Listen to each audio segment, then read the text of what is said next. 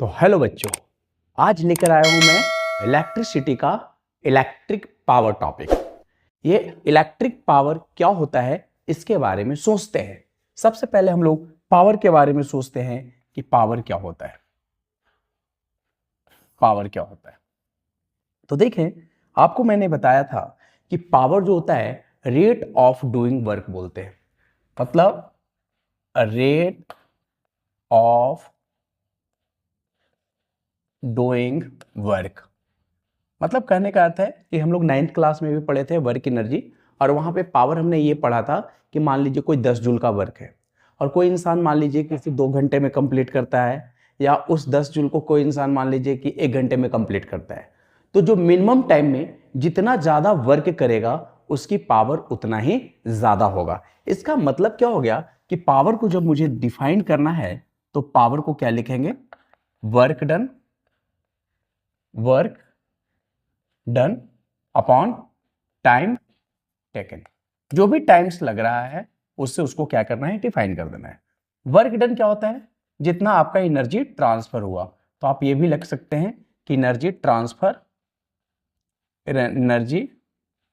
Transfer upon time taken.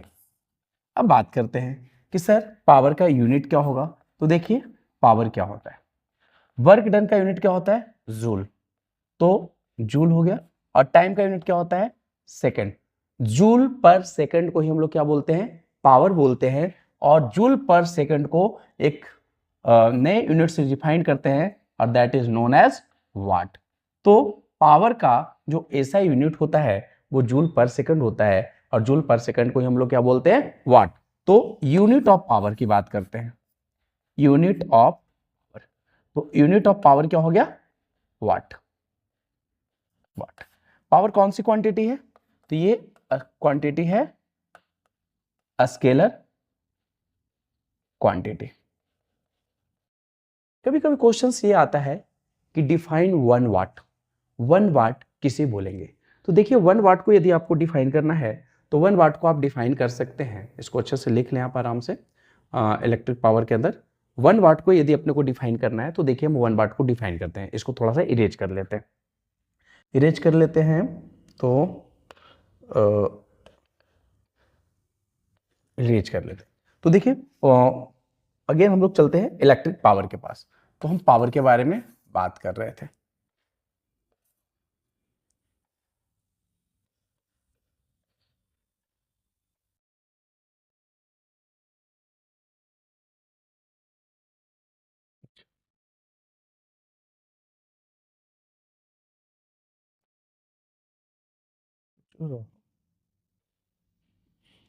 तो देखिए, अब अपने को आया है क्वेश्चंस कि डिफाइन 1 वाट।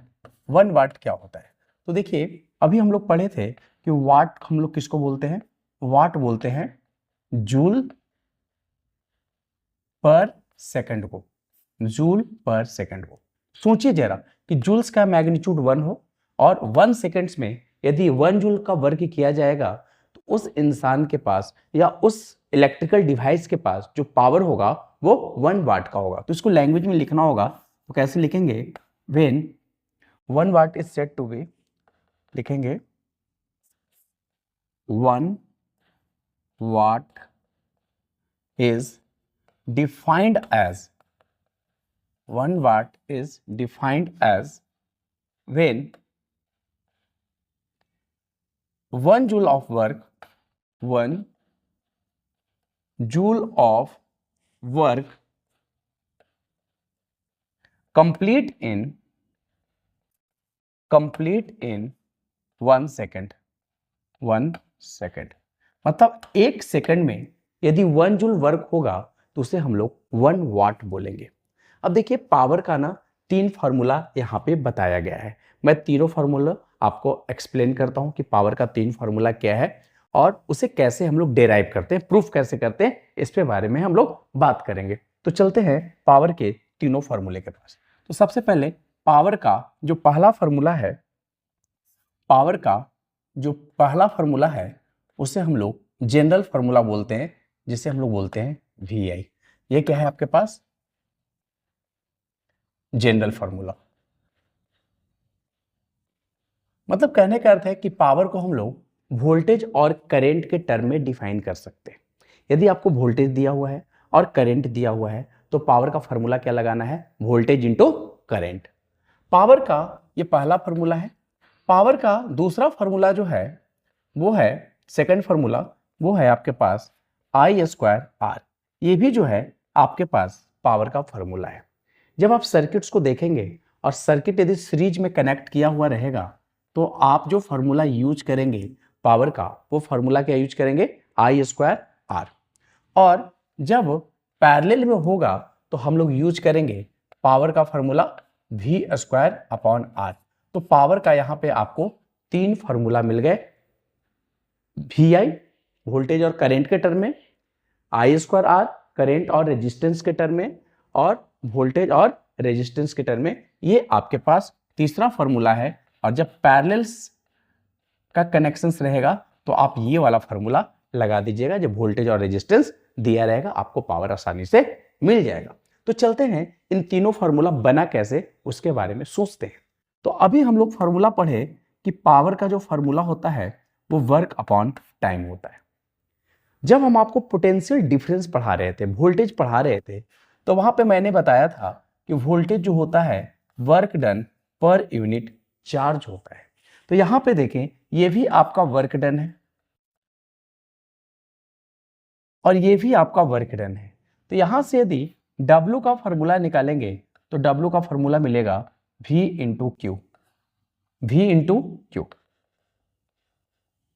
W का फॉर्मूला मिलेगा V इंटू क्यू। तो हम क्या करते हैं, इस W का जो फॉर्मूला V इंटू क्यू है उसे हम यहां पे पुट कर देंगे W के जगह पे। तो W का फॉर्मूला क्या हो गया, V upon Q upon T. अब करंट जब मैंने पढ़ाया था तो करंट का फॉर्मूला आपको यह बताया था कि जो I होता है, I जो होता है वो Q बाई टी होता है। I क्या होता है, Q बाई टी होता है, rate of flow of charge. तो यहां देखें, यहां पे आपको Q बाई टी मिला हुआ है। तो Q बाई टी को क्या बोलेंगे हम लोग, करंट बोलेंगे, I बोलेंगे। तो फॉर्मूला क्या बन जाएगा, V इक्वल टू, देखिए V को V लिखेंगे और Q बाई टी को क्या लिखेंगे हम लोग, I। तो ये बन गया पावर का पहला फॉर्मूला।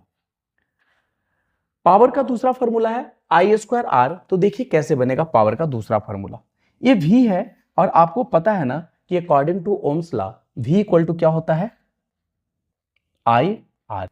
और यहां पे I दिया हुआ है। जब इसको आप मल्टीप्लाई करेंगे तो ये बनेगा आई स्क्वायर आर। तो ये बन गया आपके पास पावर का दूसरा फॉर्मूला। तीसरा फॉर्मूला जब आपको निकालना है तो यहां पे देखिए पावर का फॉर्मूला आपके पास है वी आई और मुझे लाना क्या है, वी स्क्वायर अपॉन आर।